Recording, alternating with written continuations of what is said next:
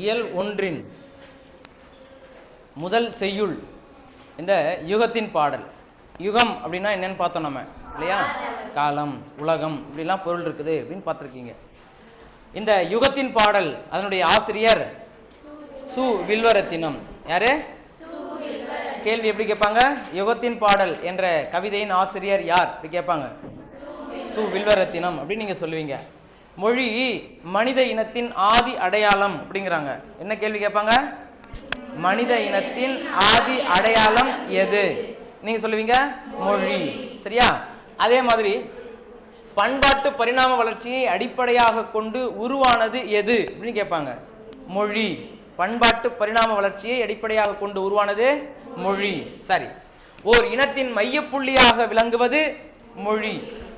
மொழி ஓர் இனத்தின் மையப்புள்ளியாக விளங்குகிறது. தமிழ் நம் அடையாளம். நம் அடையாளம் எது? தமிழ் மொழி. நம் அடையாளம் எது? தமிழ் மொழி. ஆமாம். நம் தாய்மொழியாம் தமிழ் மொழி சங்க காலம் தொடங்கி இன்றைய காலம் வரையும் உயர்தனி செம்மொழியாய் செழித்தோங்கி இருக்கிறது. அதனுடைய பெருமையை சொல்லுகின்ற ஒரு பாடல் நம் பாடப்பகுதியில் கொடுத்துருக்குறாங்க. சரி, இதில் மனப்பாட பகுதி உனக்கு தெரியுது, எல்லாருமே படிச்சிருக்க, எழுதியிருக்க. நான் உனக்கு நாள் போட சொல்லியிருக்கேன், இன்னைய நாள் போட சொல்லியிருக்கேன், நேரத்தையும் போட சொல்லியிருக்கேன். சரியா? இதிலிருந்து இப்போ நான் ஒரு தேர்வு வைப்பேன். நான் அந்த தேர்வில் நீங்கள் எழுதியிருக்கிற அதை சரி பார்த்துருக்கிற, சரி கூட பார்த்துருக்கீங்க எல்லாருமே இல்லையா? ஆமாம். அதுக்கப்புறம் அந்த விடைத்தாளையும் இதையும் நான் ஒப்பிட்டு வச்சுட்டு நான் உங்கள்கிட்ட கேள்வி கேட்பேன். புரியுதா? நீங்கள் என்ன சொல்லுவீங்க? எழுதி பார்த்தது அப்படியே தேர்வில் வந்திருக்கையா, நான் முழு மதிப்பெண் எடுத்திருக்கேன். நான் எழுதி பார்த்தேன், தேர்வில் வந்துச்சு, நான் எழுதலை அப்படின்னா மட்டும்தான் உனக்கு தண்டனை. புரியுதா இல்லையா? கவனமாக இருந்துக்க. சும்மா கணக்கு காட்டுறதுக்காக யாரும் எழுதாத. அது எந்த பிரயோஜனமும் கிடையாது. சொல்கிறத செய்யறதுக்காகவும் படிக்கிறதுக்காக மட்டும்தான் நம்ம இங்கே வந்திருக்கிறோம் அப்படிங்கிறத கவனமாக இருந்துக்குங்க. புரியுதாப்பா? ரைட். அப்போ இதில் எங்கெங்க பிழைகள் நேர்கிறது அப்படின்னு பார்த்தோம்னா, எண்ணம்மை சில இடத்துல 3 சுழின்னு போட்டுறீங்க, ஒரு இடத்துல 2 சுழி, ஒரு இடத்துல 3 சுழி. அதாவது ரன்னகரனா டன்னகரனா பக்கத்தில் மாற்றி போட்டுறீங்க. மண்ணிலே தீட்டி தீட்டி எழுதுவித்த விரல் முனையை இத்து போட மறந்துடுற.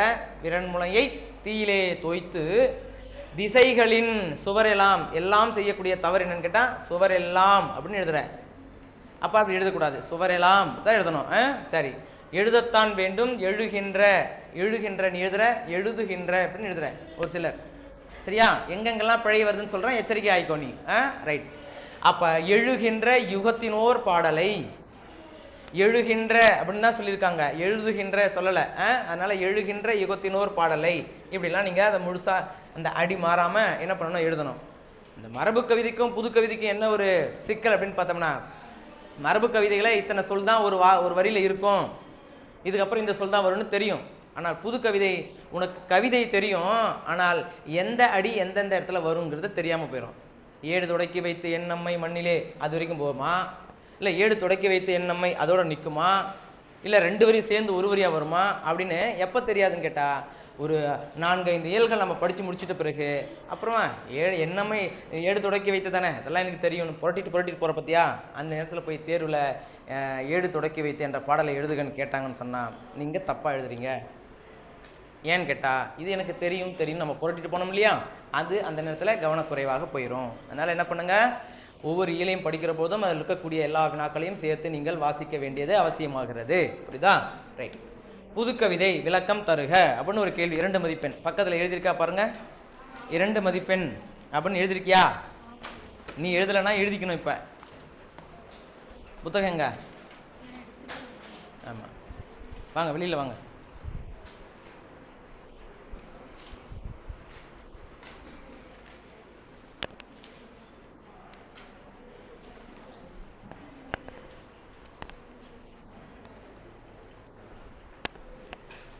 ரைட். அப்போ இந்த புது கவிதையினுடைய விளக்கம் அப்படின்னு கேட்குறாங்க. இப்படி போயிருமா, இந்த பக்கம் ஒருத்தர் அந்த பக்கம் ஒருத்தர் போயிடுங்க. மரபு சார்ந்த செய்யுள்களின் யாப்பு கட்டுகளுக்கு உட்படாத கவிதைகளை தான் என்ன சொல்றாங்க, புது கவிதைகள் என்பர் அப்படின்னு சொல்றாங்க. அப்ப இது இன்னும் எளிமையா எப்படி நம்ம புரிஞ்சுக்கலாம்னு கேட்டா, யாப்பிலக்கண விதிகளுக்கு அப்பாற்பட்டது, யாப்பிலக்கண விதிகள் இல்லாமல் எழுதப்படுவது இப்படின்னு நீ புரிஞ்சு வச்சுக்கோ. புரியுதா? அப்போ யாப்பிலக்கணம் எதற்காக எழுதப்படுவது அப்படின்னு பார்த்தீங்கன்னா, அது செய்யுளை இப்படித்தான் எழுத வேண்டும் என்று சொல்லக்கூடிய செய்யுள்களுக்கான இலக்கணத்தை சொல்லக்கூடியது யாப்பிலக்கணம். 5 இலக்கணத்தில் 4வது இலக்கணமாக சொல்லப்படுவது எழுத்து இலக்கணம், சொல்லிலக்கணம், பொருள் இலக்கணம், யாப்பிலக்கணம், அணி இலக்கணம். இது ஒவ்வொன்றும் எதை பற்றி பேசுதுன்னு முன்னாடி நம்ம படிச்சிருக்கோம்.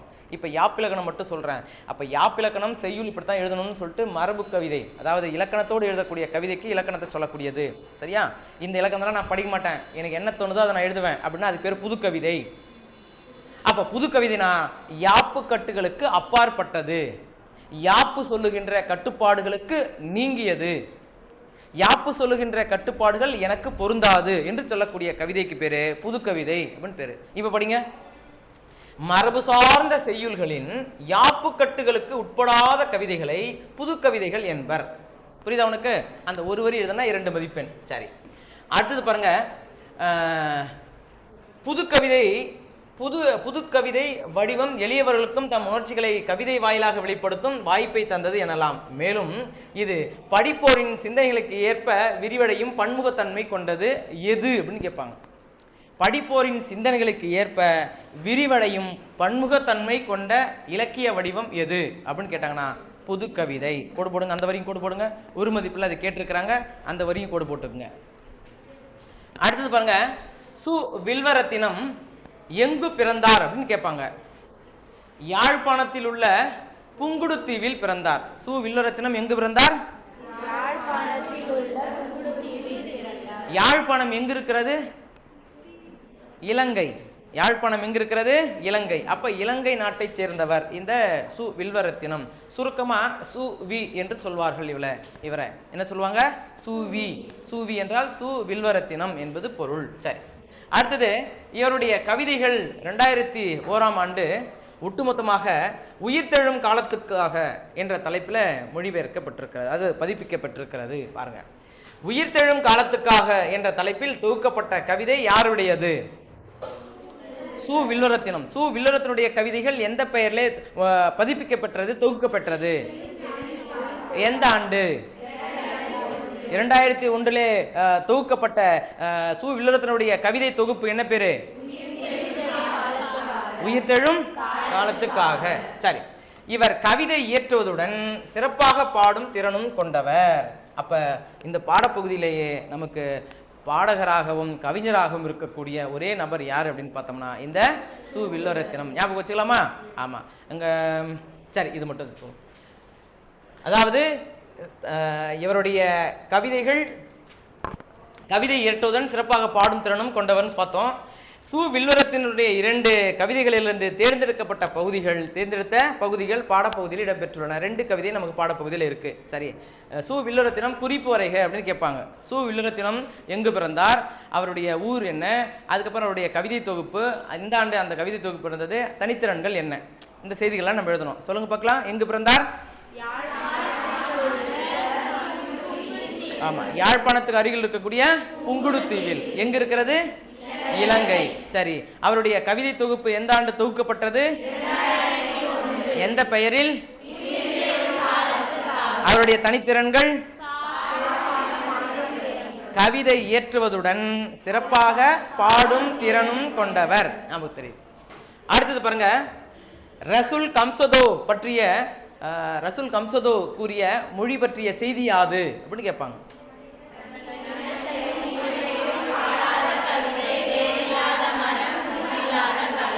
ஆமா, தன் இனத்தையும் மொழியையும் பாடாத கவிதை வேறில்லாத மரம் கூடில்லாத பறவை. இது நேர்கூற்று வாக்கியம், அதாவது அவர் சொன்னதை அப்படியே பதிச்சிருக்காங்க. அதனால இதுக்கு வேற மாதிரி நீ புரிஞ்சுக்கிட்டு பொருள் விளக்கம்லாம் எழுதாத. என்ன சொல்லியிருக்கோ, இந்த புத்தகத்தில் என்ன இருக்கோ அப்படியே தான் எழுதணும். மற்ற உரைநடை வடிவில் நமக்கு என்ன புரியுதோ அதை எழுதலாம், புரிந்ததன் அடிப்படையில் எழுதலாம். ஆனால் இது அப்படி எழுதாத. புரியுதா? அப்போ தன்னுடைய இனத்தையும் தன்னுடைய மொழியையும் எந்த கவிதை பேசவில்லையோ அந்த கவிதையை அவர் வேறில்லாத மரமாகவும் கூடில்லாத பறவையாகவும் அவர் கூறியிருக்கிறார் என்றெல்லாம் விளக்கம் வேண்டாம். தன் இனத்தையும் மொழியையும் பாடாத கவிதை வேறில்லாத மரம் கூடில்லாத பறவை என்றார் ரசூல் கம்சதோ. அப்படியே முடிச்சது. புரியுதா உனக்கு? என்ன இருக்கோ அதை மட்டும் நான் எழுதுறேன், இந்த செய்திக்கு மட்டும், இந்த வினாவுக்கு மட்டும். அடுத்தது பாருங்க, பேச்சு மொழியும் கவிதை மொழியும் ஆசிரியர் யார் அப்படி கேட்பாங்க. இந்திரன். பேச்சு மொழியும் கவிதை மொழியும் என்ற உரைநடையினுடைய ஆசிரியர். சரி, பேசுவது போல் எழுதுவதுதான் உத்தமம் என்பவர் இங்க பாருங்க. இயன்றவரை பேசுவது போல் எழுதுவதுதான் உத்தமம் என்று அதுவே மானுடத்துக்கு எழுத்தாளர்கள் செய்யும் கடமை என்றும் கூறினார் யாரு? சரி, கலைகளின் உச்சம் கவிதை என்பர்.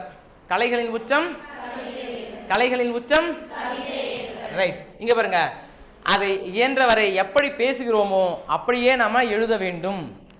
அதுதான் எழுத்தாளர்கள் இந்த மனித வர்க்கத்திற்கு செய்கின்ற கடமை என்று சொல்லுகிறார். யாரு? மகாகவி பாரதியார். சரி, அடுத்தது பாத்தீங்கன்னா, இந்த மகாகவி பாரதியார் சொல்வது போல இவரும் எளிய பேச்சு வழக்கிலேயே கவிதை செய்யப்பட வேண்டும் அப்படின்னு கேட்டுக்கிறார். இந்த பாடத்தின் வழியாக இந்திரன் இந்த பாடத்தின் வழியாக என்ன சொல்றாரு? பேச்சு எப்படி நம்ம பேசுகிறோமோ அந்த வடிவிலேயே, அந்த பேச்சு வழக்கிலேயே கவிதையை செய்துவிட வேண்டும். ஏன்னா பேசுற மாதிரியே நம்ம கவிதை இருந்துச்சு சொன்னா, ஏப்பா இது தமிழ் தான் இருக்கு, இருந்தாலும் எனக்கு புரியல, கொஞ்சம் விளக்கி சொல்றியா அப்படின்னு யாரும் சொல்ல மாட்டாங்க. ஏன்னா அது மாதிரி ஒரு சில கவிதைகள் இருக்கு. என்ன கவிதை தெரியுமா? அப்புறம் மரபு கவிதை.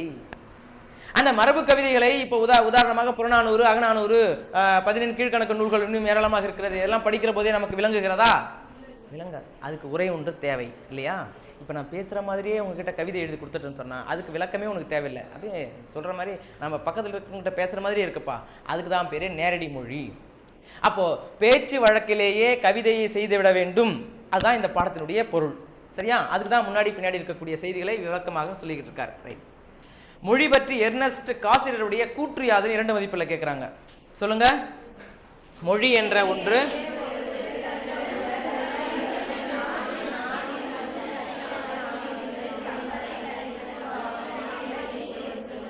ஆமா, மொழி என்ற ஒன்று பிறந்தவுடன் உலகம் என்பதும் நான் என்பதும் தனித்தனியாக பிரிந்து தங்களை தனித்துவமாக நிலைநிறுத்திக் கொள்கின்றன அப்படிங்கிறாரு. என்று கூறியவர் யார் அப்படின்னு 1 மதிப்பில் கேட்டா நீங்க சொல்லுவீங்க காசிரியர். எர்னஸ்ட் காசிரியர் மொழி பற்றி கூறியது யாது அப்படின்னு கேட்டாங்கன்னா 2 மதிப்பெண். புரியுதா? அப்ப தெளிவா நீங்க புரிஞ்சுக்கிட்டு எழுதுறீங்க. இது ரொம்ப முக்கியமானது. வாளினும் வலிமையானது எது? வாளினும் வலிமையானது மொழி. ஞாபகத்தில் வச்சுக்க, பக்கத்தில் எழுதுங்க. வாளினும் வலிமை மொழி. அடுத்தது, மொழி வெளிப்பாட்டின் பகுதிகள் யாவை? இங்க பாருங்க. கைகால் அசைவுகள், முகத்தின் தசைநார் சுருக்கங்களின் அபிநயங்கள் ஆகிய உடம்பின் செயல்பாடுகள் என்னுடைய மொழி வெளிப்பாட்டின் பகுதிகள். அப்ப கேள்வி என்ன கேட்பாங்க? மொழி வெளிப்பாட்டின் பகுதிகள் யாவை? சொல்லுங்க. முகத்தின் தசைநார் சுருக்கங்களின் அபிநயங்கள், கைகால் அசைவுகள், அபிநயங்கள் ஆகிய உடம்பின் செயல்பாடுகள் என் மொழி வெளிப்பாட்டின் பகுதி. இது நம்ம பாடம் பார்க்குற போதே பார்த்துருக்குறோம் இல்லையா? அப்ப அந்த முகமே அவங்க என்ன சொல்ல வராங்க அப்படின்னு தெரிஞ்சிடும் இல்லையா? கைகால் அசைவுகள் நான் பேசவே இல்லை, ஆனா செய்தி உங்ககிட்ட சொல்லிட்டேன். என்னது? இங்க வாங்க, போயிட்டு வாங்க, போயிட்டு வாங்க சொல்லிட்டேன் இல்லையா? அப்போ கைகால் அசைவுகள், முகத்தினுடைய தசைநார் சுருக்கங்கள். கோவமா இருக்கேன், ஆமாவா? தெரியுது. அப்ப இதைத்தான் என்ன சொல்றாங்க? முகத்தில் இருக்கக்கூடிய தசைநார் சுருக்கங்களினுடைய அபிநயங்கள், முக பாவனைகள், இதை வைத்துக்கொண்டு என்னுடைய மொழியை நான் வெளிப்படுத்துகிறேன். அப்ப மொழி வெளிப்பாட்டின் பகுதிகளாக இருப்பவை இதெல்லாம். சரிங்களா? ஞாபகத்தில் வச்சுங்க. அடுத்தது பார்த்தீங்கன்னா, நேரடி மொழி. ஒரு கவிஞர் நிகழ்காலத்தவரா அல்லது இறந்த காலத்தவரா என்பதை நிர்ணயிக்கிறது என்கிறவர் மலையாள கவி ஆற்றூர் ரவிவர்மா. அது ஒரு 2 மதிப்பெண் போட்டிருக்கேன், பக்கத்தில் கூட எழுதி வச்சிருக்கீங்களா? கோடு போட்டு வச்சிருக்கீங்க. ரைட். அடுத்தது பார்த்தோம்னா, பெருங்கவிஞர்களுடைய வாய்மொழி. அதாவது நம்ம பேசுற மாதிரியே எழுதணும் அப்படின்னு பார்த்தோமா? அப்படி பேசுற மாதிரியே கவிதைகளை எழுதிய மேலை நாட்டவர் யாவன்னு கேட்டா அவங்கள 3 வகையாக பிரிக்கிறாங்க. யார் யார் அவங்க? வால்ட் விட்மன், ஸ்டெஃபான் மல்லார்மே மற்றும் பாப்லோ நெருடா. என்னது? ஆமா. இப்ப இவங்க 3 பேரை பற்றிய குறிப்புகள் 2 மதிப்பெண்ல உண்டு. சரியா? இப்ப உதாரணமா வால்ட் விட்மன் அவருடைய குறிப்பு வரைக அப்படின்னு கேட்டாங்கன்னா நம்ம சொல்லுவோம், வால்ட் விட்மன் அமெரிக்காவை சேர்ந்த கவிஞர். அமெரிக்காவை சேர்ந்த கவிஞர் யார் கேட்டாங்கன்னா நீங்க சொல்லுவீங்க வால்ட் விட்மன்.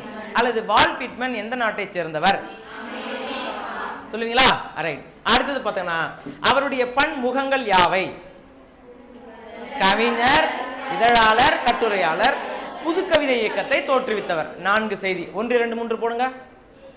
கவிஞர், இதழாளர், கட்டுரையாளர், புது கவிதை இயக்கத்தை தோற்றுவித்தவர். போட்டீங்களா? அடுத்தது பாருங்க. புள்ளின் இதழ்கள் என்ற நூல் உலக புகழ் பெற்றது. அவருடைய புள்ளின் இதழ்கள், லீவ்ஸ் ஆஃப் கிராஸ் இல்லையா, இந்த நூலை இயற்றியவர் யார் கேட்பாங்க. Walt Whitman. வால்ட் விட்மனுடைய புகழ்பெற்ற நூல் எது? ஆமா, லீவ்ஸ் ஆஃப் கிராஸ் என்ற நூலின் ஆசிரியர் யார்? வால்ட் விட்மனுடைய புகழ்பெற்ற நூல் எது? புள்ளின் இதழ்கள். கனவொன்று நான் கண்டேன் என்ற கவிதையினுடைய ஆசிரியர் யார்? யாரு?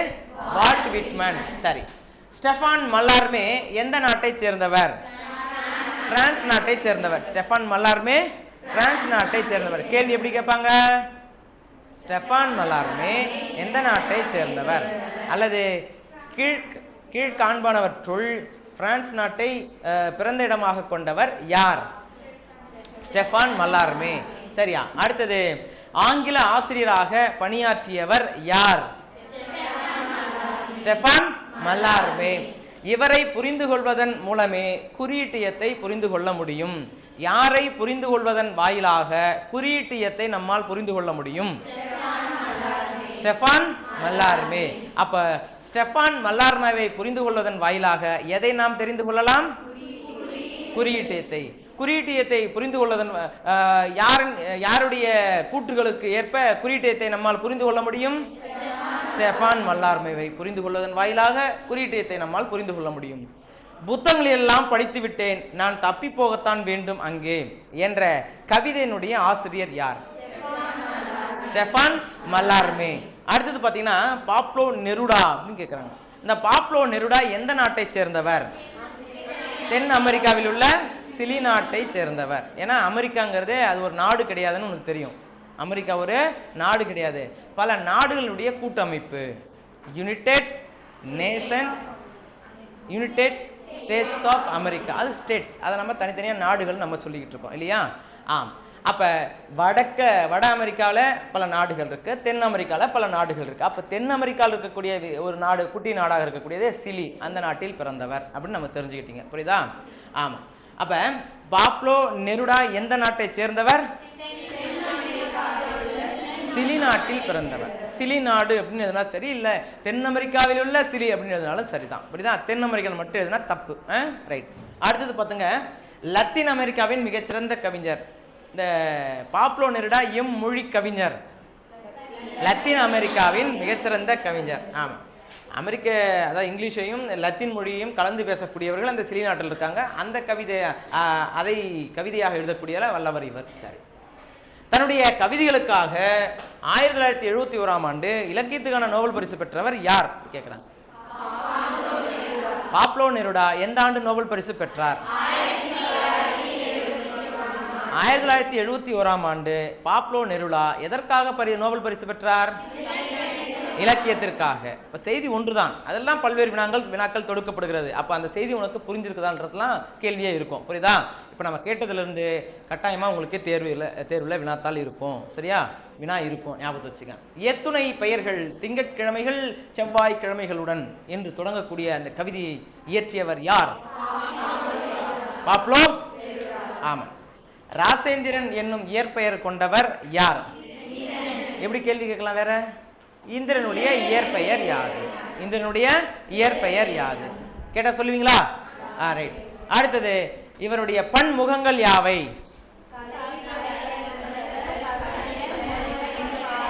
ஓவியர். ஆமா. கலை விமர்சகர், கவிஞர், மொழிபெயர்ப்பாளர், ஓவியர் என பன்முகத்தன்மை கொண்டவர். சரியா? அடுத்தது உரிய மொழி கவிஞர் மனோரமா பிஸ்வாஸின் பறவைகள் ஒருவேளை தூங்க போயிருக்கலாம் என்னும் நூலின் மொழிபெயர்ப்பு நூலுக்காக 2011ஆம் ஆண்டு சாகித்ய அகாதமி விருது பெற்றுள்ளார். உரிய மொழி கவிஞர் யார்? மனோரமா பிஸ்வாஸ். அவருடைய நூல் எது? பறவைகள் ஒருவேளை தூங்க போயிருக்கலாம். இந்த நூலின் மொழிபெயர்ப்பு தமிழிலே மொழிபெயர்த்தவர் யார்? இந்திரன். சாகித்ய அகாதமி விருது பெற்ற இந்திரனுடைய நூல் எது? பறவைகள் ஒருவேளை தூங்க போயிருக்கலாம் என்கின்ற மொழிபெயர்ப்பு நூல். அப்ப உரிய மொழி கவிஞராக இருக்கக்கூடியவர் யார்? மனோரமா பிஸ்வாஸ். பக்கத்துல கூட எழுதியிருக்க மனோரமா பிஸ்வாஸ் மகபத்ரா அப்படின்னு எழுதி வச்சிருக்கியா? சரி. அடுத்தது 2011ஆம் ஆண்டுக்கான சாகித்ய அகாதமி விருது பெற்றவர் யார்? ஆமா, இந்திரன் சாகித்ய அகாதமி விருது பெற்ற ஆண்டு எந்த நூலுக்கு? அதனுடைய மூல நூலின் ஆசிரியர் யார்? மூல நூல்னா முதல் நூல் இல்லையா? இவர் மொழிபெயர்ப்பினுடைய ஆசிரியர், தமிழ்ல மொழிபெயர்த்ததனுடைய ஆசிரியர். அந்த மொழிபெயர்ப்பு சிறப்பாக இருந்ததுனால தான் அவருக்கு சாகித்ய அகாதமி விருது கொடுத்தாங்க. சரி, அடுத்தது பாருங்க. முப்பட்டை நகரம், சாம்பல் வார்த்தைகள் உள்ளிட்ட கவிதை நூல்களை இயற்றியவர் யார்? இந்திரனுடைய கவிதை நூல்கள் யாவை? சாம்பல் வார்த்தைகள். முப்பட்டை நகரம், சாம்பல் வார்த்தைகள். அடுத்தது பாருங்க. தமிழ் அழகியல், நவீன ஓவியம் உள்ளிட்ட கட்டுரை நூல்களையும் ஆக்கியிருக்கிறார். ஆக்கியவர் யார்? இந்திரன் ஆக்கிய கட்டுரை நூல்கள் யாவை? நவீன ஓவியம், தமிழ் அழகியல், நவீன ஓவியம். சரி. வெளிச்சம், நுண்கலை ஆகிய இதழ்களை நடத்தியவர் யார்? இந்திரன் நடத்திய இதழ்கள் யாவை? இந்திரன் எழுதிய கவிதை நூல்கள் யாவை? முப்பட்டை நகரம், சாம்பல் வார்த்தைகள். அவருடைய கட்டுரை நூல்கள் யாவை? அவருடைய இதழ்கள் யாவை? வெளிச்சம், நுண்கலை. வால்ட் விட்மனுடைய கவிதைகளை ஆங்கிலத்திலிருந்து தமிழில் மொழிபெயர்த்தவர் யார்? மிக முக்கியமான வினா, அது மூணுமே கோடு போட்டு வச்சுங்க. இப்போ நம்ம படிச்சோம்ல, எத்துணை பெயர்கள், திங்கட்கிழமைகள் செவ்வாய்க்கிழமைகளுடன், இதெல்லாம் அப்படிதான் எழுதினார். அவரு அப்படிதான் எழுதினாரா? பாப்லோ நெருடா இல்லை, அவர் ஆங்கிலத்தில் எழுதியிருக்கிறாரு, லத்தீன் அமெரிக்காவில் எழுதினாரு, அதை தமிழில் மொழிபெயர்த்திருக்கிறாங்க. யாருன்னா சங்கர் ஜெயராமன். வினா, இதிலிருந்து ஒரு வினா உங்களுக்கு இருக்கும். மல்லார்மே பிரெஞ்சு மொழியிலிருந்து தமிழில் மொழிபெயர்த்தவர். பாப்லோ நெருடாவின் கவிதைகளை ஆங்கிலத்திலிருந்து தமிழில் மொழிபெயர்த்தவர் ஆரா வெங்கடா சலபதி. ஆமா. அடுத்தது பார்த்தோம்னா, ஒவ்வொரு புள்ளையும் இன்குலாப், ஒவ்வொரு புள்ளையும் பெயர் சொல்லி அழைப்பேன் என்ற கவிதையினுடைய ஆசிரியர் யார் அப்படி கேட்கிறாங்க. ஒவ்வொரு புள்ளையும் பெயர் சொல்லி அழைப்பேன் என்ற கவிதை தொகுப்பின் ஆசிரியர், அவருடைய இயற்பெயர் சாகுல் அமீது. காக்கை குருவி எங்கள் ஜாதி என்றவர் பாரதியார். கூவும் குயிலும் கரையும் காகமும் விரியும் எனது கிளைகளில் அடையும் என்ற கவிதையினுடைய ஆசிரியர் யார்? இன்குலாப். யாரு? இன்குலாப். ஆமா. காக்கை குருவி எங்கள் ஜாதி என்றவர் ஆமா. கூவும் குயிலும் கரையும் காகமும் விரியும் எனது கிளைகளில் அடையும் என்றவர் யார்? இன்குலாப். சரிங்களா? அப்புறம் இன்குலாப்பினுடைய இயற்பெயர் சொன்ன சாகுல் அமீத். ஆமா. இவருடைய பன்முகங்கள் யாவை? இன்குலாப்பினுடைய பன்முகங்கள் கவிதை, சிறுகதை, கட்டுரை, நாடகம், மொழிபெயர்ப்பு ஆகிய பல்வேறு இலக்கிய தளங்களில் இயங்கியவர். அதான் அவருடைய பன்முகங்கள். சரிங்களா? அடுத்தது, இவருடைய கவிதைகள் ஒவ்வொரு புள்ளையும் பெயர் சொல்லி அழைப்பேன் என்ற பெயரில் முழுமையாக தொகுக்கப்பட்டுள்ளன. சரிங்களா? அடுத்தது பாருங்க. இசைத்தமிழர் இருவர். எத்தனை தமிழ் இருக்கிறது? 3 தமிழ். அதனால்தான் முத்தமிழ் என்று நாம் சொல்லுவோம். அதனால்தான் என்ன சொல்லுவோம்? ஆமா, இயல், இசை, நாடகம். இயல் தமிழ் என்றால் எழுதப்படுகின்ற கவிதை, உரைநடை இயல் தமிழ். இசைத்தமிழ் என்றால் அந்த எழுதிய அந்த கவிதையை நான் பாட்டா படிச்சேன்னா அதுக்கு பேர் இசைத்தமிழ். அதை கொஞ்சம் அப்படியே டான்ஸ் போட்டுக்கிட்டே, நடனம் போட்டுக்கிட்டே நான் பாட்டுக்கு பாடணும்னு வச்சுக்கலாம், அது நாடகத்தமிழ். புரியுதா இல்லையா? அப்போ வேறுபாடுகள்லாம் ஒன்றும் இல்லை. எழுதுனா இயற்றமிழ், இயற்றப்படுவதனால் அதுக்கு பேர் இயற்றமிழ். அதை இசையோடு பாடுவதனால் அதுக்கு பேர் இசைத்தமிழ். அதை கொஞ்சம் நாடகத்துக்கான கூறுகளோட நடித்து கொண்டு நான் பாடினா அதுக்கு பேர் நாடகத்தமிழ். அப்படிப்பட்ட அந்த இசைத்தமிழிலே மிகச்சிறந்த இருவராக நம்ம 2 பேரை பார்க்க போறோம். யார் யார் அவங்க? ஆமா, முன்னாடி பார்த்ததுனால தெளிவா தெரியுது. இளையராஜா. ஆமா, இளையராஜாவுக்கு என்ன சிறப்பு? சிம்போனி தமிழர். சிம்போனி இசையை அமைத்து உலகத்திற்கே ஒரு முன்மாதிரியாக இருந்து அந்த சிம்போனி இசையை உருவாக்கி தந்திருக்கிறார். ஆஸ்கர் விருது, ஒரே படத்திற்காக 2 ஆஸ்கர் விருதுகளை தட்டி தூக்கியவர் இந்த ஏஆர் ரஹ்மான். அதனால அவர் ஆஸ்கர் தமிழர், ஆஸ்கர் நாயகன் அப்படின்னு நம்ம சொல்றோம். இந்த சிம்போனி இசையை எந்த இசைக்குழுவுக்கு இளையராஜா அமைத்து தந்தார் அப்படின்னு ஒரு கேள்வி கேட்டாங்கன்னு வச்சுக்க, ராயல் பில்ஹார்மோனிக் இசைக்குழுவுக்கு தன்னுடைய கவிதைகளை அவர் ஆக்கி தந்தார். சரி, அவர் எந்த மாவட்டத்தில் பிறந்தவர்? தேனி மாவட்டத்தில். எந்த ஊரில் பிறந்தவர்? பண்ணைப்புறம். கோடு போட்டு வச்சிருக்கீங்க அதெல்லாமே இல்லை? இவர் தேனி மாவட்டத்தில் உள்ள பண்ணைபுரத்தை சேர்ந்தவர். அப்படியே அவருடைய இயற்பெயர் ராசையா. பக்கத்தில் கூட ஞான தேசிகன் கூட எழுதி வச்சிருப்பார். ஆமாம், ஞான தேசிகன் அப்படி இருந்துச்சு. அதுக்கப்புறம் தான் அது ராசையான்னு வச்சாங்க. அப்புறம் தான் அவர் இளையராஜான்னு வச்சுக்கிட்டார். ரைட். அடுத்தது பார்த்தீங்கன்னா அவருடைய முதல் படம் எது? அன்னக்கிளி. அன்னக்கிளி என்கின்ற திரைப்படத்துக்கு தான் முதல்ல அறிமுகமாகிறார் அப்படிங்கிற செய்தியை நம்ம பார்க்குறோம். அடுத்தது பார்த்தோன்னா அவருடைய நூல்கள். இந்திய அரசு இளையராஜாவுக்கு வழங்கிய உயரிய விருது எது கேட்பாங்கன்னா சொல்லுவான் பத்ம விபூஷன் விருது. ஆமாம். அடுத்தது பார்த்தோம்னா தமிழ்நாடு அரசு அவருக்கு என்ன சிறப்பு செய்திருக்கிறது? கலைமாமணி விருது கொடுத்திருக்கிறது. அந்த பத்தியிலிருந்து நமக்கு 1 மதிப்பெண்கள் கேட்கலாம். சரி, அடுத்ததாக பார்த்தீங்கன்னா அவருடைய இசை ஆல்பங்கள், இசை தொகுதிகள் என்னென்ன இசை தொகுதிகள் அப்படின்னு பார்த்தோம்னா, எப்படி பெயரிடுவேன், ஹவு டு நேம் இட், காற்றை தவிர ஏதுமில்லை அப்படிங்கிறதும், நத்திங் பட் விண்ட், இந்தியா 24 மணி நேரம், இந்தியா 24 hours என்று சொல்லக்கூடிய இதெல்லாம் அவருடைய இசை ஆல்பங்கள், ஆவண குறும்படங்கள் அப்படின்னு நம்ம சொல்றோம். சரிங்களா? அதுக்கப்புறம் கீழே வரி பாருங்க, மாணிக்க வாசகர் எழுதிய திருவாசக பாடல்களுக்கு, மாணிக்க வாசகர் பாடியது திருவாசகம், அந்த திருவாசக பாடல்களுக்கு ஆரட்டோரியோ என்ற பெயர்ல ஒரு இசை வடிவத்தை தந்திருக்கிறார். மாணிக்க வாசகர் பாடல்களுக்கு இசையமைத்தவர் யார்? இளையராஜா. என்ன பெயர்ல அதை வெளியிட்டாரு? ஆரட்டோரியோ என்ற பெயர்ல வெளியிட்டாரு. சரிங்களா? அடுத்தது பாத்தீங்கன்னா இதுல வேற என்ன இருக்கு? பஞ்சமுகி என்கின்ற ராகத்தை அவர் உருவாக்கி இருக்கிறார் அப்படிங்கிறது தெரியுது. ஏஆர் ரஹ்மான் சூஃபி அப்படிங்கிற ஒரு ராகத்தை, புதிய இசை வடிவத்தை உருவாக்கி இருக்கிறான்னு படிச்சிருக்கோம் முன்னாடி. இவரு பஞ்சமுகி, அவரு சூஃபி. அப்ப இளையராஜா உருவாக்கிய இசைக்கு என்ன பேரு? ஏஆர் ரஹ்மானுக்கு சூஃபி. அப்ப பார்த்து அடுத்தது பார்த்தீங்கன்னா இவருடைய பாடல் பரிபாடலில் நோத்திரம், பாலையாழ், காந்தாரம் முதலிய பண்கள் காணப்படுகின்றன. அப்ப பரிபாடலில் காணப்படுகின்ற பண்கள் யாவை அப்படின்னு கேட்டாங்கன்னா நீங்க எழுதுவீங்க 2 மதிப்பெண்ல. சரியா? பக்கத்துல 2 மதிப்பெண் போட்டுக்கோங்க, இல்ல 1 மதிப்பெண்லையாவது கேட்டுறாங்க. சைவ திருமுறைகளில் காரைக்கால் அம்மையார் நட்டபாடையிலும் இந்தளத்திலும் பாடியுள்ளார். நட்டபாடை, இந்தளம் அப்படிலாம் பண்களுடைய வகைகள். சரியா? அப்ப பண்களுடைய வகைகள்ல காரைக்கால் அம்மையார் பாடிய பண்கள் யாவை அப்படின்னு கேட்டா, ஒன்று நட்டபாடை, இன்னொன்று இந்தளம்.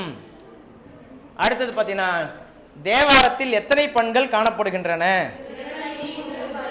தேவாரத்தில் எத்தனை பண்கள் இருக்கா? 23 பண்கள். ஆமா. தேவாரத்தில் இல்லாமல் வெறும் 4000 விபரத்தில் மட்டும் காணப்படுகின்ற பண்கள் யாவை அப்படின்னு ஒரு 2 மதிப்பில் கேட்டுடலாம். சொல்லுவீங்க. நைவலம், அந்தாளி, தோடி, கல்வானம், பியந்தை, குரண்டி, முதிர்ந்த இந்தளம் ஆகியவை. இதெல்லாம் தேவாரத்தில் இல்லாதது, 4000 பிரபந்தத்தில் மட்டும் காணப்படுகின்ற பண்கள். அடுத்தது ஒன்று இருக்கு. சாளரபாணி என்ற பண் 9ஆம் திருமுறையான திருவிசைப்பாவில் காணப்படுகிறது. 9ஆம் திருமுறை எது? திருவிசைப்பா. திருவிசைப்பாவில் மட்டும் காணப்படுகின்ற பண் எது? சாளரபாணி. சரியா? சாளரபாணி எந்த இலக்கிய கூறுகளில் காணப்படுகிறது அப்படின்னு கேட்டீங்கன்னா நீங்க சொல்லுவீங்க 9ஆம் திருமுறையான திருவிசைப்பாவில் காணப்படுகிறது. மகாத்மா காந்தி எழுதிய ஒரே ஒரு பாடல் எது? நம் ரதாக்கே சாகர். அதை பாடியவர் யார்? அஜய் சக்கரவர்த்தி. யாரு? ஆமா. அப்போ அதுக்கப்புறம் அவர் இயற்றிய நூல்கள், இளையராஜா இயற்றிய நூல்கள் யாவை கேட்டாங்கன்னா நம்ம சொல்லுவோம் பால்நிலா பாதை, வெட்ட வெளிதனில் கொட்டி கிடக்குது உள்ளிட்ட பல நூல்களையும் எழுதியிருக்கும் எழுத்தாளரும் ஆவார் அப்படின்னு நமக்கு தெரியுது. சரி, அடுத்தது பார்த்தீங்கன்னா இந்த ஆஸ்கர் தமிழரை பற்றிய செய்திகள் என்ன கொடுத்துருக்காங்க அப்படின்னு பார்த்தா, ஆமாம், சிறு வயதிலேயே தந்தை இழந்தவர். 1992ஆம் ஆண்டு ரோஜா என்கின்ற திரைப்படத்துக்காக முதலாக இசையமைப்பாளராக அறிமுகமாகிறார். அறிமுகமான முதல் திரைப்படத்திலேயே தேசிய விருது பெற்ற முதல் இசையமைப்பாளர்னா ஏஆர் ரஹ்மான் தான். இப்போதான் புதுசா வராரு, வந்த உடனே தேசிய விருது. ஏன்னா முதல் திரைப்படமே அப்படிப்பட்ட திரைப்படம். இது என்ன திரைப்படம்? அது ரோஜா. அந்த திரைப்படத்தின் வெளிவந்த ஆண்டு 92. சரி. பிங்கள நிகண்டு என்னும் நூலில் 103 பண்கள் காணப்படுகின்றன. தேவாரத்தில் எத்தனை பண்கள்னு பார்த்தோம்? இப்ப 23 பண்கள். இங்க பிங்கள நிகண்டு அதுல எத்தனை பண்கள் இருக்கா? 103 பண்கள் காணப்படுகிறது. பண்கள் பாடும் காலங்களுக்கு ஏற்றவாறு பகல் பண், இரவு பண், பொதுப்பண் என்று வகுக்கப்பட்டுள்ளன. அப்ப பண்களின் வகைகள் யாவை? காலத்துக்கு ஏற்ப பண்களின் வகைகள் 2 மதிப்பெண் எழுது கேட்டிருக்காங்க ஏற்கனவே. காலத்திற்கு தகுந்தாற் போல பண்களினுடைய வகைகள் யாவை அப்படி கேட்குறாங்க. அப்ப சொல்லுவோம், பகல் பண், இரவு பண், பொது பண்.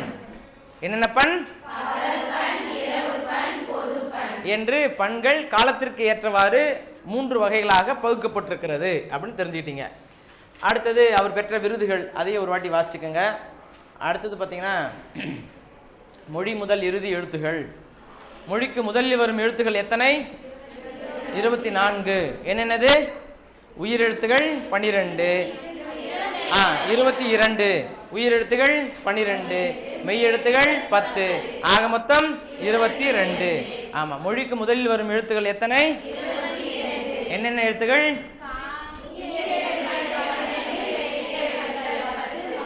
மொத்தம் 22. சரி, இப்ப இதுல அந்த உயிரெழுத்துக்கள் 12னா என்னென்ன எழுத்துக்கள் தெரியும் இல்லையா? மெய் எழுத்துக்கள் என்னன்னு தெரியும் இல்லையா? அப்ப அதுக்கான சொற்கள் எழுத சொன்னாலும் எழுதும் இல்லையா? அப்போ இது மட்டும் கேட்டாங்கன்னா 2 மதிப்பெண், சொற்களுடைய எடுத்துக்காட்டுகளுடன் விளக்குகன்னு கேட்டாங்கன்னா 4 மதிப்பெண். 2த்தையும் தெளிவா தெரிஞ்சுக்குங்க. அடுத்தது, மொழிக்கு இறுதியில் வரும் எழுத்துக்கள் எத்தனை? என்னென்னது?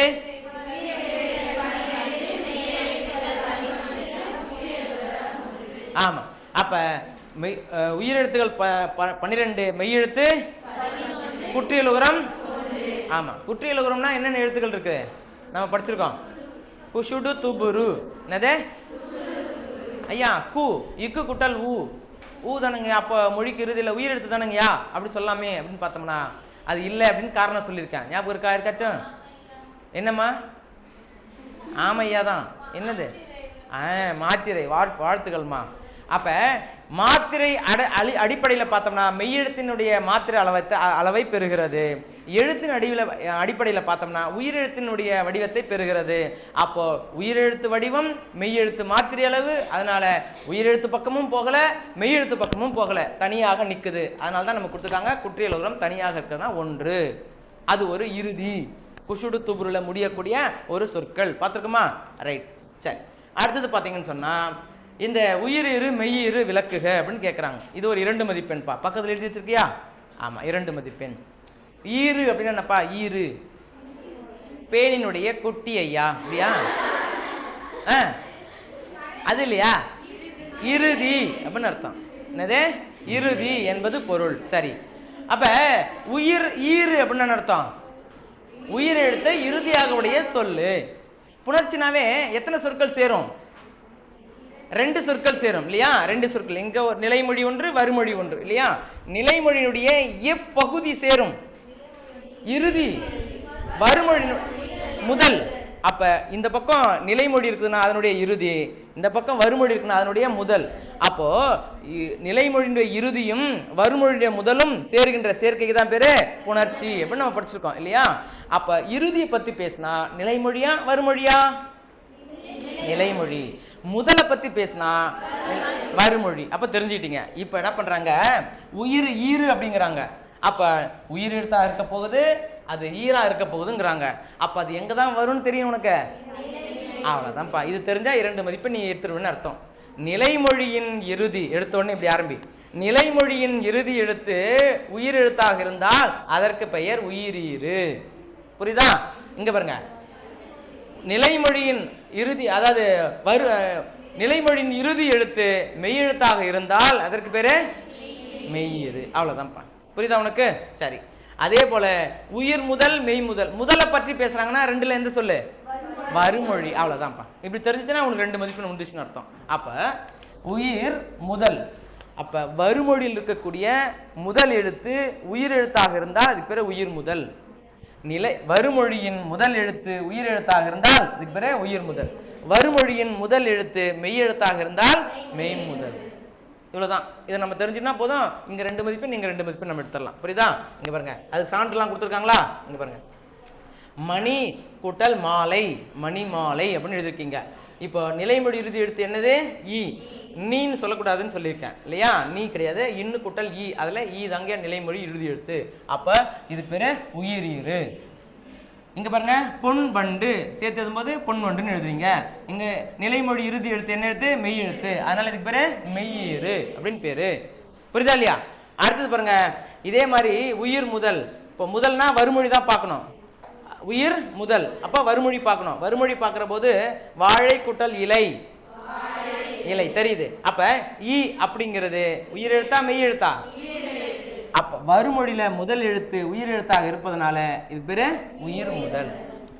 வருமொழியினுடைய முதல் எழுத்து மெய் எழுத்தாக இருப்பதனால அதுக்கு பேரு மெய்யிரு. ஐயா நீ தானங்க இருக்கு, அது எப்படிங்க மெய் எழுத்து? ஏன்னா அது இந்து கூட்டல் ஈ. அப்ப அதுக்கு முன்னாடி என்ன எழுத்து இருக்கு? இந்து தான் இருக்கு. அப்ப முதல்ல பார்த்தோம்னா இந்து கூட்டல் ஈ தான் நீ. இந்து கூட்டல் ஈ நீ. அப்ப இங்க மெய்க்கு முதலாவதாக, மெய் வந்து முதலாவதாக வருவதனால மெய் முதல் அப்படின்னு நம்ம சொல்றோம். பாத்தீங்களா? அடுத்தது பாருங்க, எழுத்துகளின் அடிப்படையிலே புணர்ச்சி எத்தனை வகையாக இருக்குது? 4ஆக இருக்குது. என்னென்னது அப்படின்னு பார்த்தோம்னா 2 விஷயம்தான், அது 4ஆக இருக்குது. உயிர் மெய். உயிருக்கு உயிர், மெய்யுக்கு மெய். உயிர் மெய், மெய் உயிர், அவ்வளவுதான் நம்ம சேர்த்துக்கிறோம். புரியுதா இல்லையா? உயிர் உயிர், மெய் மெய். அப்ப 2த்தையும் கலந்து 2 சேர்த்துக்கிறோம். ஆக மொத்தம் 4. சான்றோட பாப்போமா? இங்க பாருங்க, உயிர் உயிர்னா இது என்னது? நிலைமொழி. இது என்னது? வருமொழி. அப்ப நிலைமொழி இறுதி வருமொழி முதல். மலை கூட்டல் அருவி, மலை அருவி. நிலைமொழி இறுதி என்ன எழுத்து? ஐ. வருமொழி முதல் என்ன எழுத்து? ஆ. தெரிஞ்சுக்கிட்டியா? அப்ப இதுல இருந்து ஒரு வினா உனக்கு உண்டு, ஞாபகத்தில் வச்சுக்கோ. அடுத்து 1 மதிப்பெண்ணோ அல்லது 2 மதிப்பெண்ணோ உண்டு, கவனிமா. அடுத்தது பாருங்க, சொற்களின் அடிப்படையிலே புணர்ச்சி. முன்னாடி எழுத்துக்கள்னா உயிர் எழுத்து மெய் எழுத்துன்னு 2 பார்த்தோம்ல. சொற்கள் அப்படின்னு பார்த்தோம்னா பெயர் சொல்லு வினை சொல்லு, இதே தான் 4ஆக நம்ம மாத்துறோம். பாருங்க, பெயர் பெயர், வினை வினை, அப்புறம் பெயர் வினை வினை பெயர் அப்படின்னு நம்ம மாத்திக்கிறோம். புரியுதுங்களா? ரைட். அதே மாதிரி குற்றியலுகிற ஈறு, இது ரொம்ப ரொம்ப முக்கியமானது, அடிக்கடி கேட்கக்கூடியதாக இருக்கு. குற்றியலுகிற ஈறு விளக்குக அப்படின்னு கேட்குறாங்க. புரியுதா? குற்றியலுகிற நிலைமொழி இறுதி எழுத்து குற்றியலுகரமாக இருந்து வருமொழி முதல் உயிர் எழுத்தாகவோ அல்லது மெல்லிய வழிநிலத்தில் தொடங்கக்கூடிய எழுத்தாக இருக்கிற போது அந்த சொற்களுக்கு என்ன பேரு? குற்றியலுகிற புணர்ச்சி அல்லது குற்றியலுகிற ஈறு என்பது பொருள். சரி, அப்ப அந்த குற்றியலுகரம் எத்தனை வகையாக இருக்கிறது? 6 வகையாக இருக்கிறது. குற்றியலுகரம் எத்தனை வகைப்படும்? குற்றியலுகிற எழுத்துக்கள் எத்தனை இருக்கு? 6 எழுத்துக்கள் இருக்குது. குஷுடு துபுரு, குஷுடு துபுரு. கசட தபரதான் உகரம் சேர்ந்த எழுத்து, அவ்வளவுதான். கசட வல்லினத்துல உகரம் சேர்ந்து இருக்கிறது, ஊ என்ற எழுத்து சேர்ந்து இருக்கிறது. அதனால என்ன பேரு அதுக்கு? குற்றியலுகரம்னு பேரு. அந்த குற்றியலுகரம் எத்தனை இருக்கு? 6 இருக்கு. என்னென்னது? குஷுடு துபுரு அப்படின்னு இருக்குது. அப்ப என்னென்னது குற்றியலுகர வகைகள்? 2.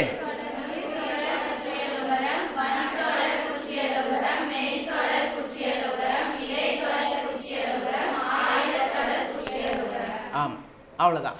தவறான இணையை தேர்வு செய்க. இங்க பாருங்க, மொழி கூட்டல் ஆளுமை, உயிர் கூட்டல் உயிர். இப்ப நம்ம பார்த்ததுல இருந்தே கேள்விகளை கேட்டிருக்கிறாங்க. சரியா? இதுல தவறான இணை எது? கடல் கூட்டல் அலை பிளஸ் கடல் கூட்டல் அலை. சரி, அப்ப கடல் அப்படிங்கிறது நிலைமொழி இறுதியில உயிர் எழுத்தாக இருக்குதா? மெய் எழுத்தாக இருக்கு. இங்க மெய்ன்னு தான் வந்திருக்கணும் இல்லையா? அலை அப்படிங்கிறது என்னது? உயிர் எழுத்து. இங்க என்ன கொடுத்துருக்காங்க? மெயின் கொடுத்துருக்காங்க. இது தவறாக இருக்கு, அதுதான் சரியான விடை. மற்றதான் அப்படியே இருக்குதுன்னு பார்ப்போமா? இங்க வருங்க, மண் கூட்டல் வளம், மண் வளம் சொல்லுவேன். நிலைமொழி இறுதி என்னது? மெய் எழுத்து. மெய் எழுத்து இருக்கா? வருமொழி முதல் எழுத்து என்ன எழுத்து? மெய் எழுத்து. மெய் எழுத்து தான். அப்ப மெய் மெய் தான் கொடுத்துருக்காங்க. அப்ப மற்றது எல்லாமே சரியா இருக்கு, இது ஒன்றுதான் தவறா இருக்கு. அப்ப அதுதான் சரியான விடை. புரியுதா? இதுதான் சரியான விடை. மொழிக்கு முதலில் வரும் எழுத்துக்கள் எத்தனை? அவை யாவை? உயிர் எழுத்து, மெய் எழுத்து, ஆக மொத்தம் ஆமா. மொழிக்கு இறுதியில் வரும் எழுத்துக்கள் எத்தனை? அவை யாவை?